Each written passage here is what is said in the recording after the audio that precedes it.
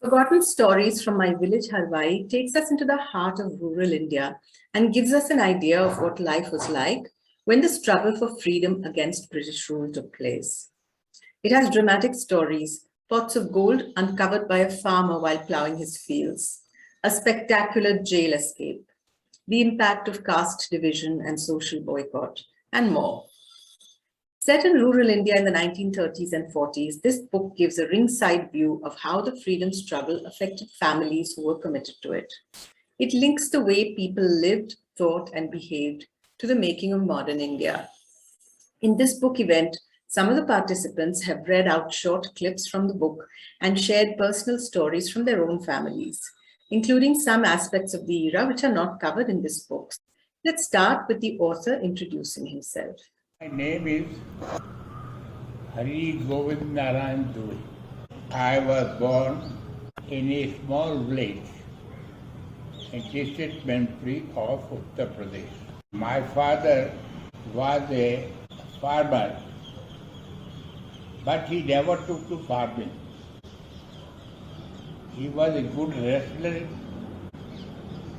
and devoted most of his time for wrestling.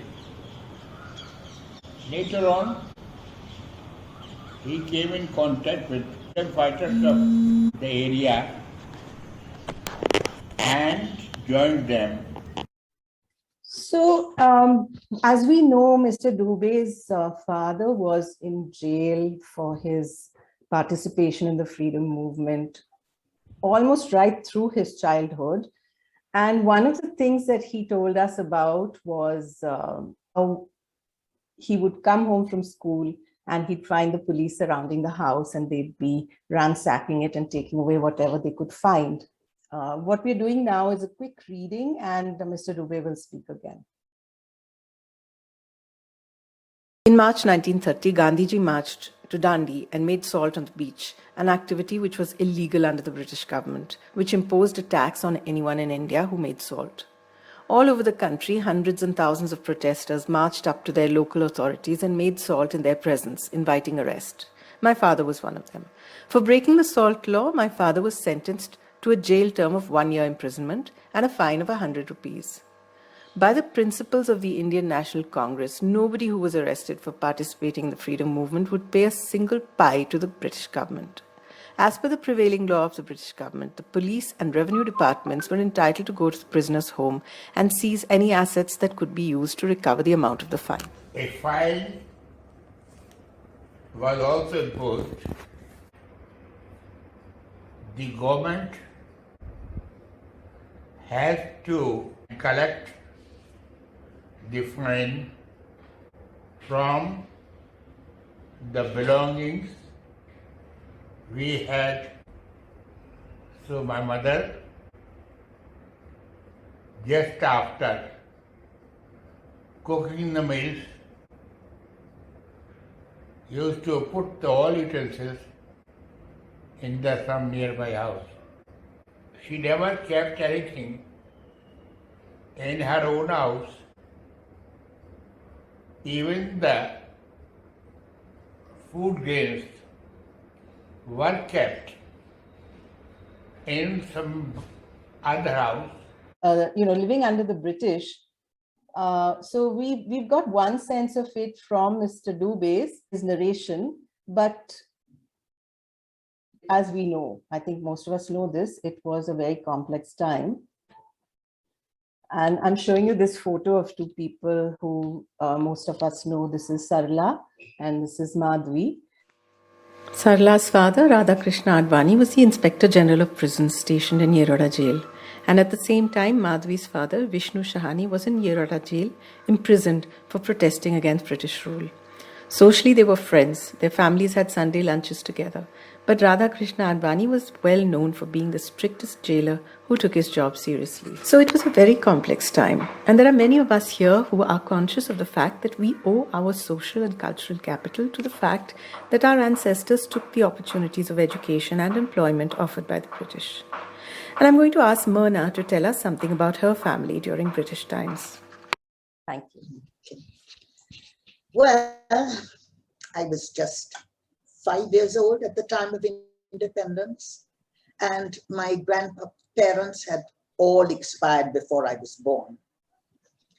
However, from what little snippets of information I have gleaned over the years, I would certainly say that both sides of my family were definitely conditioned by the British Raj. Both my grandfathers, and for that matter, my father too, they were public servants of the British Empire. That's what they were referred to in those days. My maternal grandfather, Framjeet, I think you just saw his photograph there, which Saj showed you. He joined the Indian Service of Engineers and was instrumental, that's right, that's him. He was instrumental in the construction and development of roads, bridges, canals, and dams. He was in charge of the creation of the Khadakwasla Dam here in Pune, with his office at Council Hall.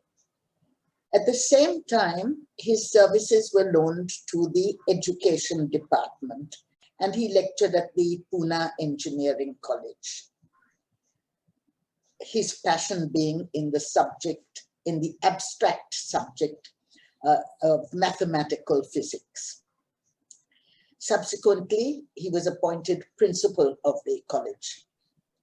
Later in his career, he became director of the huge project for the reclamation of Marine Drive in South Bombay. By all accounts, he enjoyed working with his British colleagues, and they affectionately referred to him by his initials KS. The family followed British traditions and customs at home also, and all his children went to good schools and colleges. His son was sent off to England for further studies, and he also joined the IES. So I would tend to gather, on the whole, that the trust and appreciation bestowed on him made his interaction with the British Raj a happy one. Likewise, my paternal grandfather put his indelible stamp on India's stupendous contribution in the fields of the surface of the earth and its interior, the oceans and their bowels, the atmosphere and outer space. The history of Indian meteorology and geomagnetism goes far back to the 19th century, and the pioneer in this field was my grandfather, Dr. Moose, who was a Doctor of Science at Edinburgh University, Fellow of the Royal Society of Edinburgh, Fellow and Honorary Member of the Highland Society of Scotland, and Fellow of the Chemical Society, etc., etc. By virtue of his academic credentials, he served as member of the Academic Council Board of Studies in Engineering and Geology in the Faculty of Science and the Senate of Bombay University. His illustrious career brought him international recognition, and he was decorated with the memberships of several scientific societies all over the world. The British Raj heaped many honors on him and did not hesitate to appoint him the first Indian director of the Government Observatory at Bombay in Colaba and Alibag. I think Saz has shown that picture. Since it was my grandfather's firm belief that a restless spirit of inquiry, that's it, that's the observatory. Since it was my grandfather's firm belief that a restless spirit of inquiry and passion was best served by acquiring knowledge, he sent all his 4 sons to England and Scotland to get the best possible education. That's my father. Hence, here too, I feel that basking in the recommendation of his mentors, life in the British Raj was a happy and adjusted one for the family. Now we come to my own father, who you see before you. He had been sent by my grandfather to study at Worcester College in London. There you have it. And after that, he went to Oxford and the Inner Temple. to study law. My father recounted numerous stories about those halcyon days at Oxford. The iconic historic buildings, the superb libraries, the beautiful countryside, and leisurely boating on the river. Idyllic days of camaraderie and working closely with the most wonderful, renowned professors who took him under their wing. His treasures right through life included many notes and letters his professors had written to him and about him, his friends who always kept in touch, the gifts they showered him with, books, their own writings, and even some paintings. In fact, hanging up here in Pune, I have a painting done by his professor, Professor Coleman. So that's hanging up in my flat here. Obviously, they were happy days where he was really accepted and where he certainly felt he was part of the system. On his return to India, he was absorbed into the Indian civil service in the judiciary, again, where I would say he thrived. Later, he was bestowed the title of the Indian Empire, Companion of the Indian Empire, CIE. I guess in the earlier days of his career in the districts, judging by his anecdotes, he seemed to have blended well and happily in the midst of the Raj. But now, looking back and trying to analyze it all, I'm trying to pinpoint when, where, and how exactly the subtle shift in his attitude could have begun. I don't know. I really don't know. I'm relating now what I heard and witnessed here and there as a child. Indian independence was looming on the horizon, and the agitation was gaining ground. Most of you were not born in the 1940s and grew up in an independent country, so I'd like to share with you that there were myriads of men and women from all stratas of society who went to great lengths and suffered all kinds of hardships to fight for India's independence. If you've read Mr. Dubey's book, that is really an eye-opener. I didn't realize to what extent. All these acts were naturally directed against the British Empire, of which my father was an office bearer. He respected the courage and spirit because he believed that freedom was of the essence and a fundamental right. On the other hand, he was terribly, terribly despondent and agitated about the fact that Mr. Jinnah wanted to create a separate state of Pakistan. He'd always had great respect for Mr. Jinnah, who in his eyes was a brilliant lawyer, but he intensely disliked the fact that he was tearing the country asunder. To my father, we were all one people.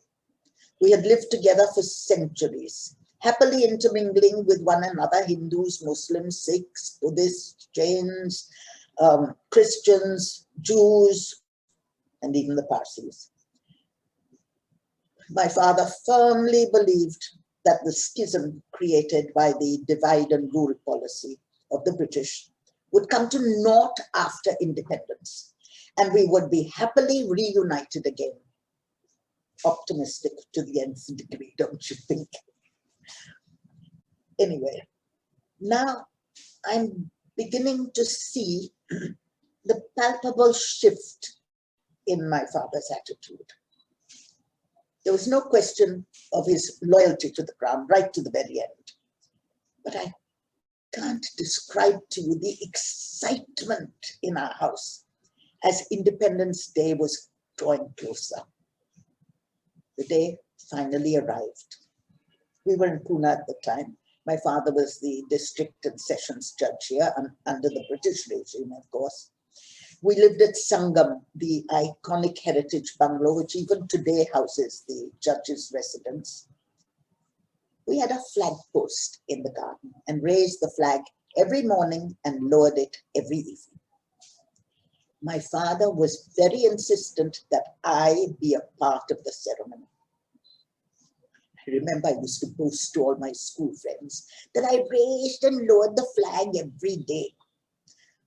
Do you know how difficult and physically impossible it is for a child of 5 years? I probably just put a finger to it. Nonetheless, it didn't stop me from boasting.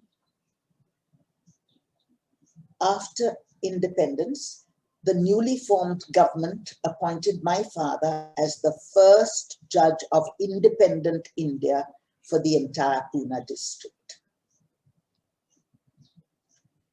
I recollect the pain my father voiced at the horrors and anguish of the millions of our countrymen at the time of partition.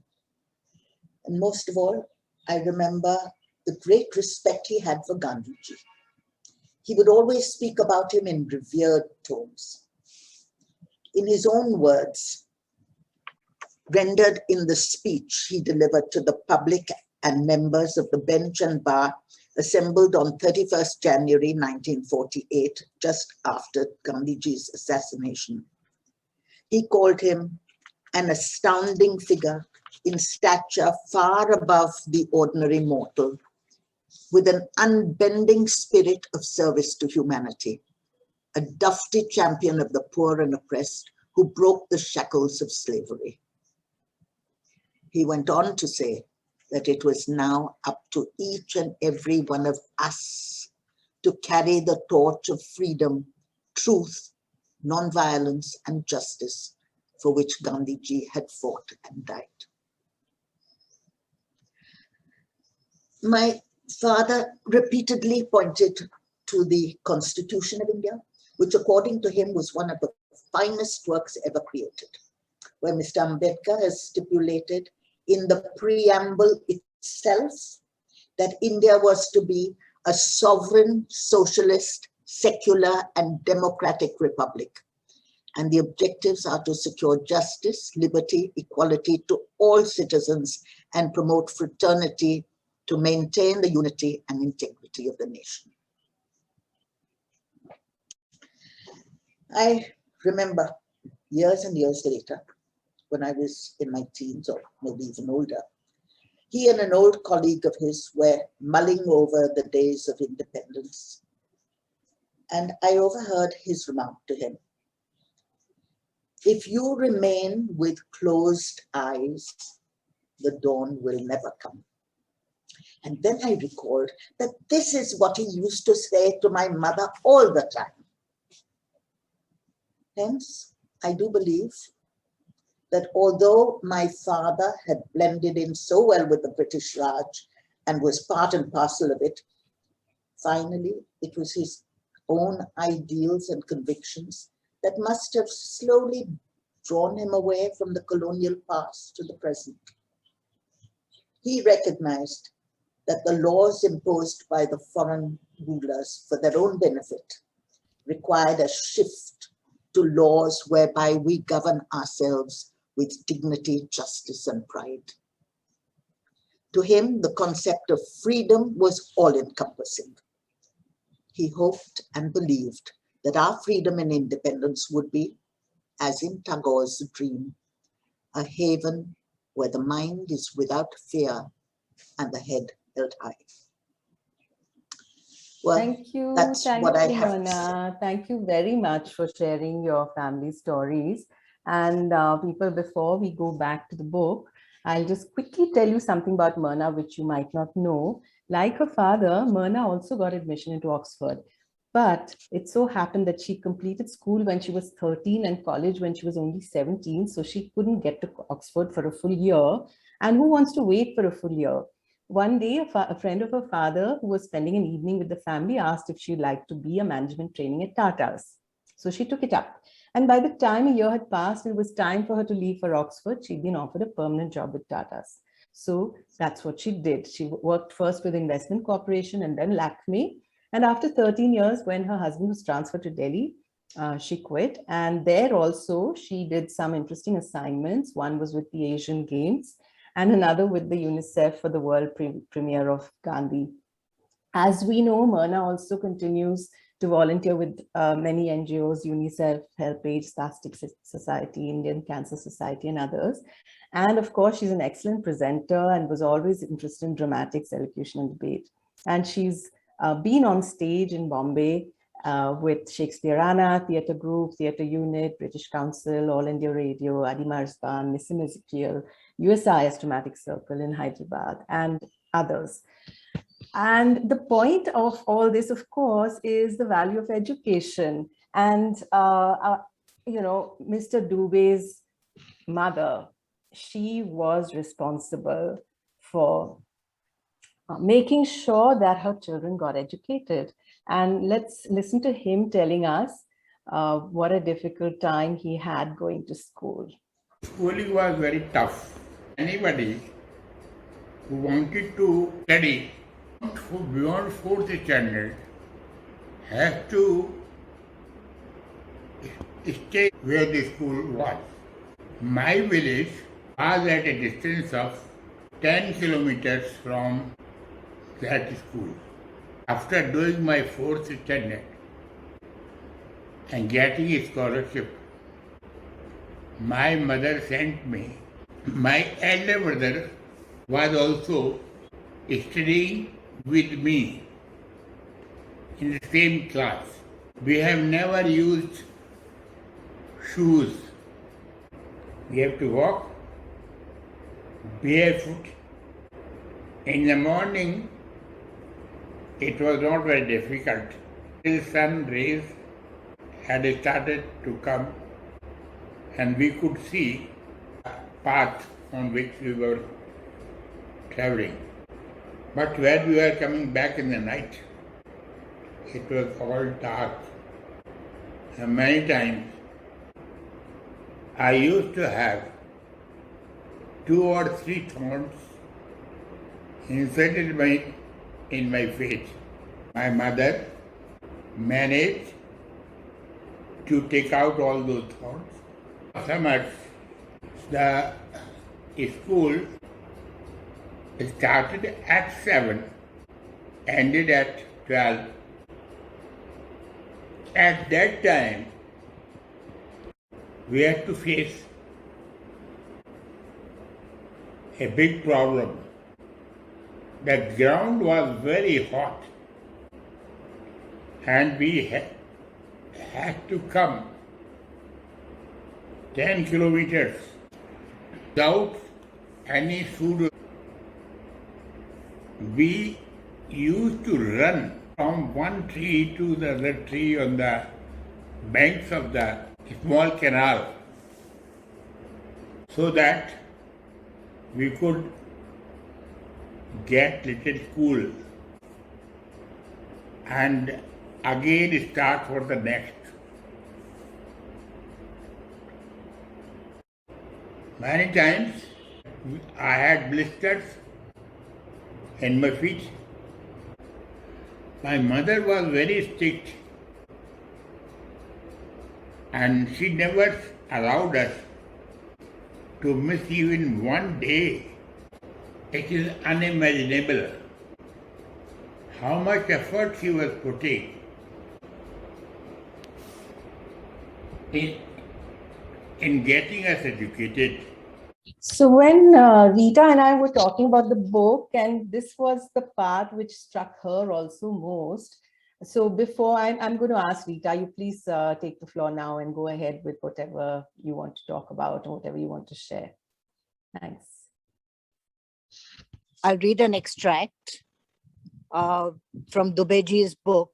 He says, my elder brother, Narayan Dubey, was about 15 years old when his father was arrested and taken by the police for breaking the salt laws in support of the movement. So when their father was arrested, the Congress workers took Dubeyji's brother out in a procession with the brother at its head. They carried him on their shoulders. They treated him like a great hero. And they proclaimed that henceforth he would be in charge of the Karhal Congress. Dada came home late that night. When Amma asked him, he truthfully told her that he had not gone to school that day. He had spent a whole day in a victory procession, and he was now no longer a schoolboy, but a man in charge of Congress affairs. He was just 15 years old. Amma did not say a word. She gave him dinner and put him to bed. Give me a moment. This just needs to be read out. Next morning, Dada was in deep sleep as usual. When Amma put his books in his bag, she prepared her lunchbox with roti and achar as she did every day. Then, as she did every morning, she shook him awake. He refused to wake up, and Amma then turned over the charpai where Dubeji's brother was awakened with a rude jolt and also slightly bruised. Dubeji's mother sat him down and explained calmly that she was not against him being in charge of Congress affairs, but she said it was important for him to get educated. And more amazingly, Dubeji's mother, her name was Vidyavati. She was not educated, totally unlettered. She could not even write her own name. But her mind had grasped this simple principle very clearly. In national politics, people were more respected if they were educated. So that she made sure that all her children went to school every day. She was unlettered but wise. I will switch over to talking about reading about my aunt, who gave an interview to the Cambridge University. It's documented and digitized. Her first meeting, the first time she met Gandhiji, give me a moment. My aunt Savitri Madan, she was about her participation in the movement, freedom movement started. My aunt is the one on the left, and to the right is my grandmother, who's had witnessed all the upheavals.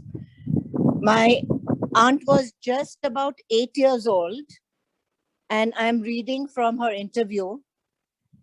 She says, Mrs. Madan, Savitri Madan, she says, well, the first thing perhaps I remember about those days, they were in Sialkot, right? The first thing I remember about those days is the first visit of Gandhiji.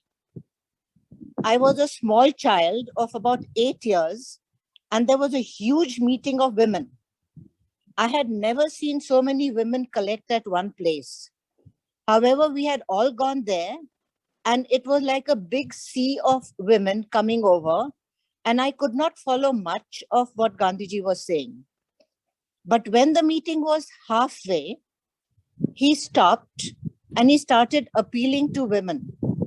He said, do you really understand what I am saying? And if so, will you donate for the cause that I am preaching? They said yes. So many people said yes. That I could follow. My aunt says that I could follow. So I said, if you want something, why shouldn't I give? I just came forward. This is my aunt speaking. I just came forward. So many women gave gold. I also gave my gold bangles. My mother didn't see me. My mother didn't see me going. I reached him and took out my bangles and gave these to him. Gandhiji caught hold of me and said, "You are a baby. How can you give without the permission of your mother?" I told him, "This is mine. My mother has no right over it." He said, "Anyway, but your mother purchased it for you, and you'll cry again and ask your mother to give you another pair of bangles once you get home." "Well, I promise one thing," she said. "I'll never ask for gold." And she, true to her word, she never asked for gold. I have never asked for gold since then, and I have kept my promise since 1922. And then Gandhiji did take my bangles, and one thing he did was he just caught hold of me, lifted me up, and asked whether the mother of this baby was present in the crowd. My mother got up. She was quite near. He asked her, "This baby could give the bangles?" She said, "Definitely so," that she had no objection. So that was the start of the journey for my aunt in the freedom movement, which later she participated in the Satyagraha, the Quit India movement, involved with when the Simon Commission came in. And during independence, unfortunately, there were a lot of tragedies when people from the family were trying to flee from Sialkot to India. And nevertheless, she continued. She went to jail for 2 years. She, along with my uncle, her husband, they were in jail for 2 years, well before independence.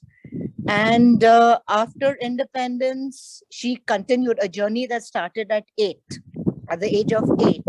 It continued for another 80 years, almost up to the time when she died, because then she got involved in freedom against illiteracy, freedom against injustice, started a school for women, helped, I'm not saying it in order, but helped the people who came in from Pakistan, helped them resettle, was involved in the Khadi and village industries group, and then also started a school which is still operational and growing near Nasik. And thousands of children have completed their high school from there and gone on for further studies, or at least got a basic education. And this is a village school where when the children go home for holidays, a residential school, when the children go home for holidays, they come back thinner than they were, more malnourished than they were. The levels of poverty in the villages are so much that when they come back to school, they are better fed. So hats off to people like her. Thank you so much, Rita. Okay, let's quickly move on. Rita, as she told us, her parents were born in Sialkot, and they went through a lot of upheaval before they came to Pune, where they inherited Kukreja and Company. That's a retail outlet of a sports good manufacturing firm, which was founded by her grandfather. And most of us have seen this place. So now we'll go from Sialkot to a place in Kashmir, which none of us are ever going to see. I'll show you a small clip, and then we'll go on to our next speaker.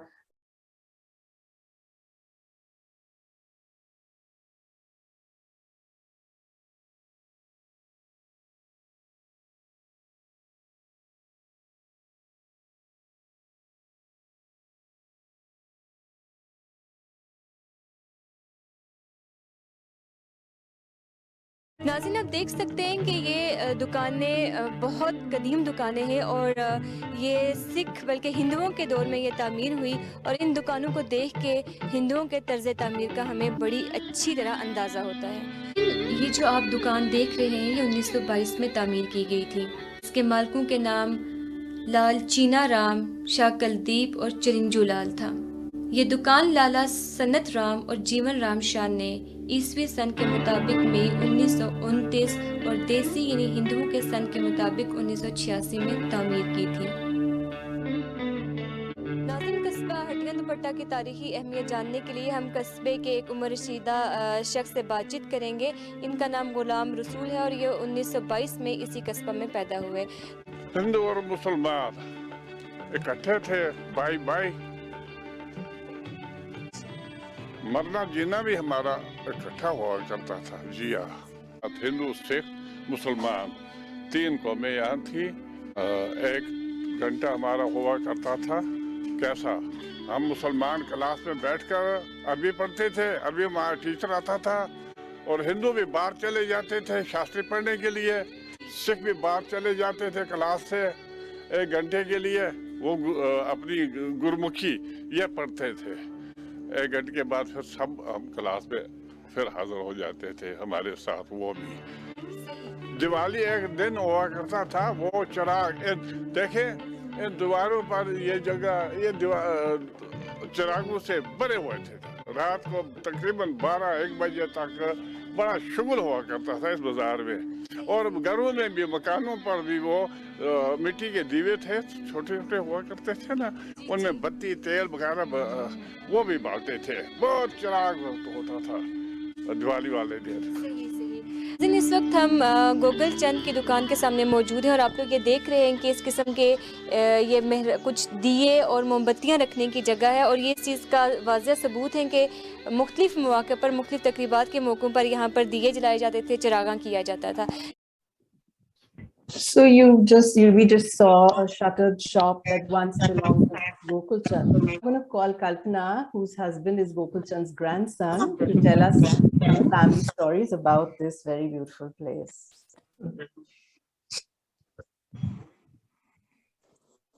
Hi, everyone. First of all, I have to say that I drew a lot of parallels between Ms. Dubey's book and the stories that I have heard from Suraj's family. I am, of course, a Maharashtrian Maratha, but the freedom struggle as seen in the part of India that they speak of is very different. And in Kashmir, things were very different compared to the rest of the country. Because this Hatia Lal Dupatta is the name of the village that my husband Suraj was born. And it was one would say, compared to Mr. Dubey's life, it was about the same. Everything was very basic. They had the same kind of facilities, walking to school, or but the most important part, of course, being is that they all lived in great harmony. There were the 3 main communities there were the Sikhs, the Muslims, and the Hindus. And there was great harmony between them. In Mr. Dubey's book, he talks about the freedom struggle is the main theme. But I love that he puts these very interesting human stories along with it. And that really makes it like come alive. So most of us have that one strain which goes towards the independent India, but also I'm going to stress on the little stories associated with people of that time, the simplicity of their ways, and how, what we talk about, being cultured. What is all that about? This is how it is imbibed in all of us and why we take so much pride. So Suraj's maternal grandfather was a prosperous trader. And the shop that you saw in the video was apparently the biggest one there. And it still stands today because these buildings, the buildings that were made with stone, survived the onslaught. The things were all burned down. The temples and the Gurdwaras stand there today. This is a recent video sent, and I think there's been a lot of good chatter. Now,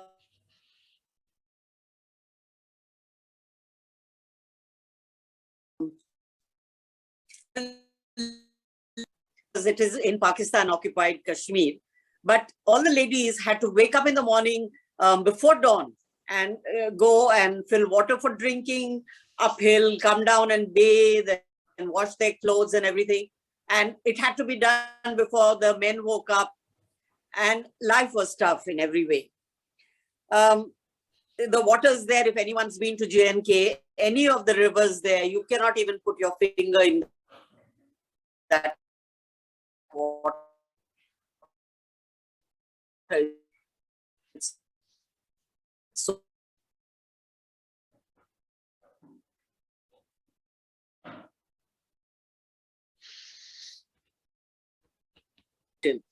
at that time, this is pre-partition, there really weren't any problems or issues as such.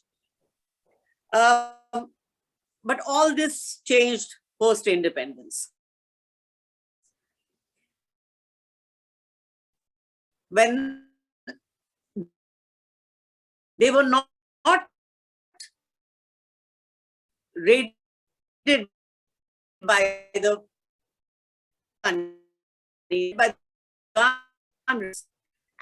women from there. But when they, and all these raids would be surprise raids. This was like in 46, it was not even independence yet. And they would raid like this and pick up the women and take them away. Two of Suraj's mother's two sisters strapped their babies on their backs. They were very strong swimmers. The river flows very, very strongly there. They jumped into the river rather than be abducted by them. And there was always hope they would find them, but they didn't. So these are like stories to give you an example of what life was in those days. How your pride of, being a woman, a virtuous woman, or whatever, again, they would rather die than to be abducted in this way. Since as all these raids were without warning during partition, all the families, most of the family members got separated because they had no warning. So they were not with their parents, they were not with their family. So different people ran in different ways, helter-skelter, to save their lives. And one of his mamas, who only died recently, he, because his father was so wealthy and they didn't have banks, they stored all their wealth in the house in the form of guineas. And he put some guineas in his turban and ran, but then these Pathans chased him and they killed him, so to speak, because he had that sword mark across his neck and left him for dead. But he somehow found his way into a burning building and buried that treasure there and survived. And he was able to, wrap his turban around his wounds till it healed and escaped from there. But till his dying day, he still remembers the building in which he had buried this treasure. But it's gone now. And Muzaffarabad, which is the township, the main town was Muzaffarabad. That had an enormous earthquake recently, about maybe 7-8 years ago. And their house, which was an enormous building, was being used as a municipal office. And the whole thing went down. That means the earth swallowed the whole thing. So all those who had hopes of going there and maybe, touching the soil that they were born on, that hope was lost. And that's the time when Suraj had actually done a few pictures of the destitution that happened because of that terrible earthquake.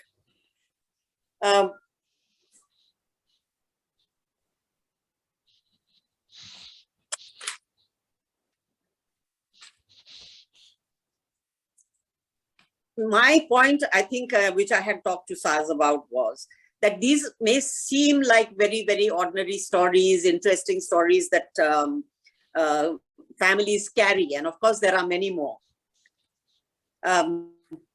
This shows, actually this picture had come in the newspaper.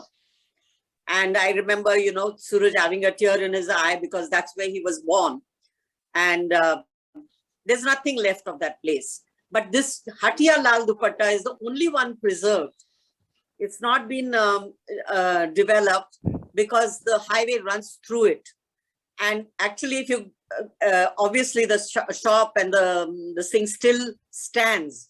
And many people, many of his family are hoping they might be able to go touch it again.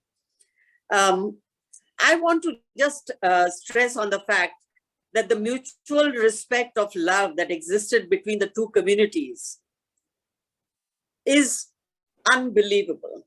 But the sad part is, at the end of this whole episode, or the people were forced to take sides, even though his youngest uncle, who's still alive, was left behind.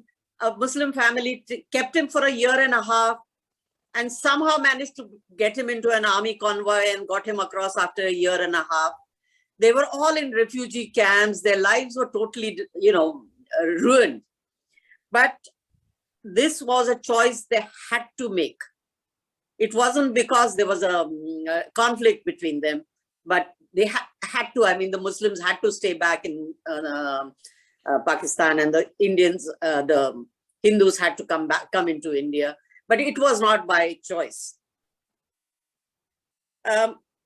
Many of these communities, and I would name them as Punjabis and Sindhis and the Kashmiris, who were raised, their childhood was all in refugee camps, selling tea and, you know, walking to school barefoot and making something of their lives. They were actually very, very instrumental in building the new independent India. They turned out stronger for the torture or for the snatching of their livelihood or their homes or their wealth that was taken away from them. They are the ones who really persevered and put their shoulder to things and were able to rebuild this, the post-independent India. They really have turned out to, not to discount what the Bengalis or the Marathas or any other community did, but definitely they have come out far better because of the instrumental in building the new independent India. I don't want to make this too long because I know we are running short on time. There's a couple of things that Saz had talked about and how the world has become so small today. I was reading this book and they talk about going and living with Daku Mansingh. He sheltered the Mr. Dubey in his home, and that his wife was such a cultured woman, and that he was like a Robin Hood kind of a character who stole from the rich to give to the poor. And many of these dacoits were not professional thieves or criminals, but as it happened, my Bua's husband was in charge of an open jail for these dacoits to reform them. And they were, I mean, everyone used to say, you know, it would be very terrifying for them to live amongst these dacoits. But they found it so enlightening. These people all were rich zamindars who had had injustice done to them, their land snatched away, or their women abducted, or, you know, and that is why they had turned to this way of life. And they were not criminals per se. Their blood was not criminal. It was what they had to do for a living. Later, of course, this dacoitry in that whole Chambal Valley and all became a profession kind of, you know. I think they made movies on those things and all. But throughout, I want to say that our lives are so intertwined. We were Marathas. We are from Gwalior. We lost the Battle of Panipat over there. And that's how we came in touch with the Mansingh Daku. So, you know, I mean, when we tell our stories, there is a connection somewhere, and we are all connected. That is another big point I'd like to make. Saz, you can take over. Thank you so much. Thanks, Kalpana. So in Mr. Dubey's book, you know, he talks about how independence took place, and then his father, who had been, you know, so involved, he kind of did not take up a position in the government, but he involved himself at a personal level in rehabilitating refugee families and continuing with his social work. So I wanted to request Nalini to please tell us something about, you know, there is a, Nalini, will you come on and tell us whatever you can about relating the book to your personal stories? There's this part about you know, the Sindhi refugees. I'm just going to read it first and then I'll just talk. In mid-48, India was reeling from the unexpected effects of partition. When my father went to Agra to stay with my brother in his new residence, the city was full of people displaced from their ancestral homes across the new border. Lakhs of people had arrived destitute. Many of them had lost family members and suffered violence. They had left everything. They had left everything they had behind.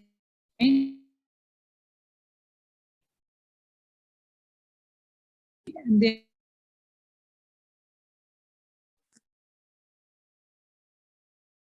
had no place to go.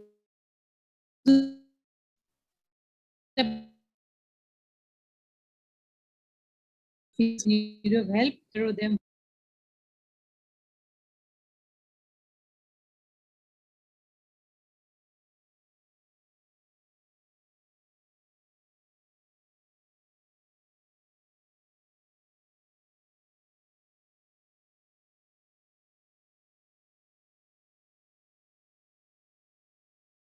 My father came home with a Sindhi family. They were a middle-aged gentleman with his mother, wife, and younger sister, and a little boy, his son.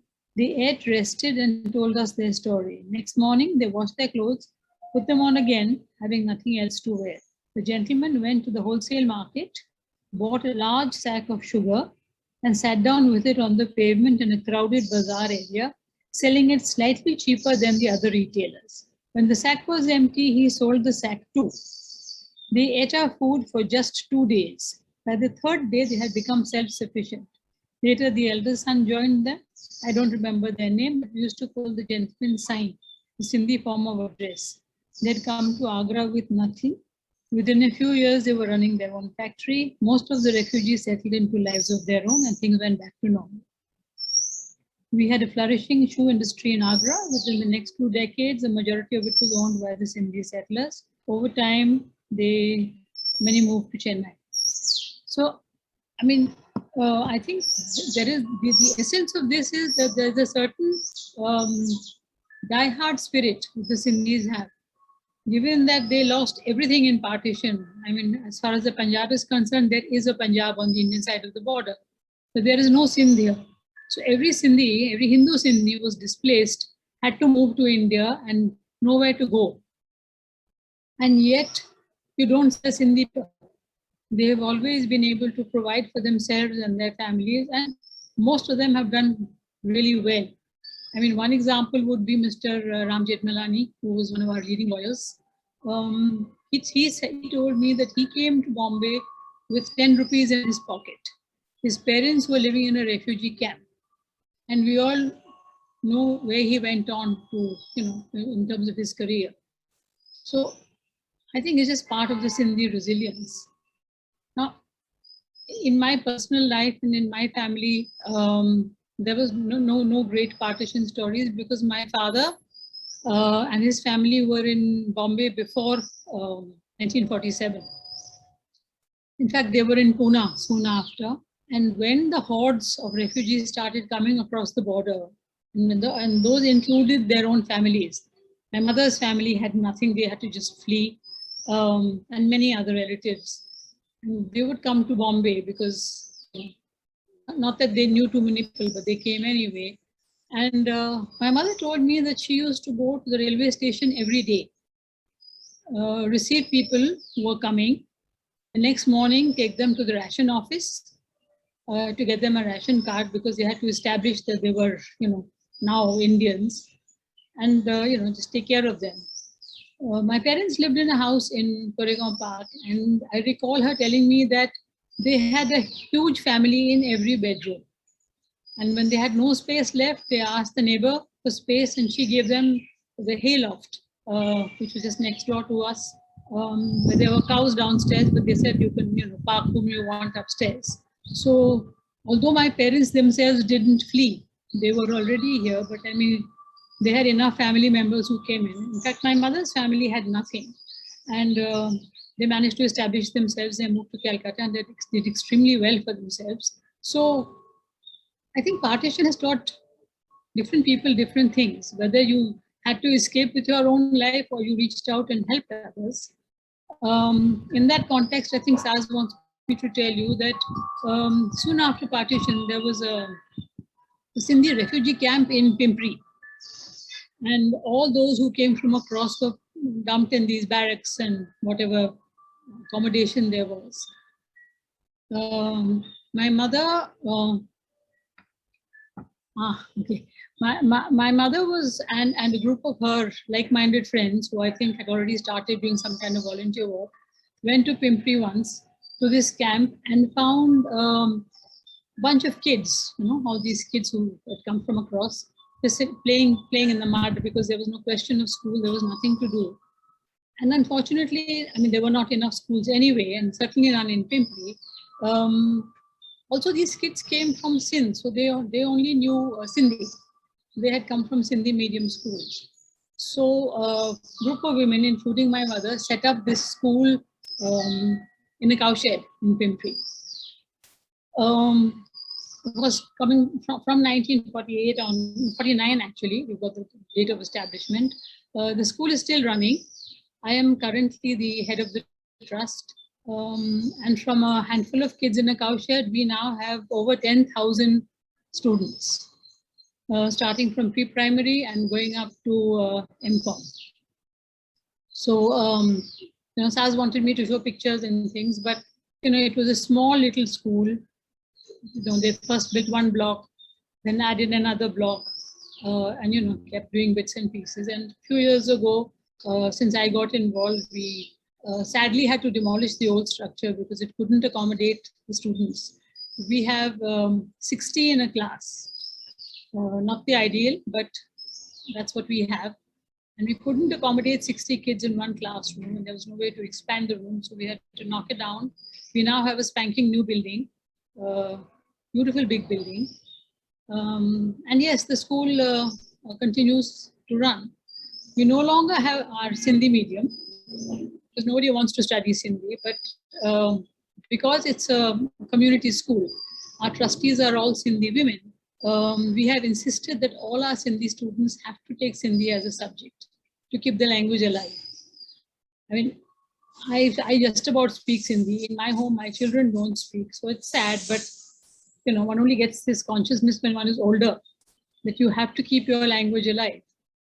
That's lovely. Thank you so much, Nalini. That's such a great picture of how the community fared, and also a little glimpse at how they lost their, not just their land, but their language as well. So now I asked Rati, because Rati's father was a member of the first government of India. And I thought that, since we're talking about independence, we should also include something to do with that. And the nice thing is that what we're going to do is end with a book, just the way Mr. Dubey wrote a book honoring and commemorating his father. Our Rati did the same. And I'm just going to show you, this is her talking about her dad and a little bit about the book. Thank you very much for asking me to say a few words. I wish I could have joined the activity. It sounds super interesting. So, as you know, my father was the first Commerce Minister in the interim cabinet, which was handpicked by Mountbatten and Nehru, and he was sworn in 1946. He was the works, mines and power minister as well, and at that time he was the youngest minister in the cabinet. He was only 36 years old.